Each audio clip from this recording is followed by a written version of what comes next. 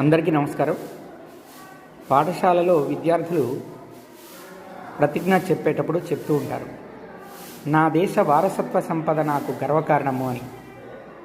ఏమిటి నా దేశ వారసత్వ సంపద అంటే నా దేశంలో అనేక రకాలైనటువంటి భాషలు, ముఖ్యంగా కరెన్సీ నోట్ మీద చూస్తే ఉంటాయి 13 లేదా 14 భాషలు ఉన్నాయి. మరి ఒక్కో రాష్ట్రానికి ఒక్కో రకమైన కట్టు బొట్టు, అలాగే నాట్య విధానము, ఇవన్నీ కూడా నా దేశ వారసత్వ సంపద. అలాగే వేదాలు, 4 వేదాలు, చతుర్వేదాలు, పురాణాలు, ఉపనిషత్తులు, ఇవన్నీ రామాయణ, మహాభారత, భాగవతాలు, భగవద్గీత, ఇవన్నీ కూడా నా దేశ వారసత్వ సంపద. ఒక్క మాటలో చెప్పాలంటే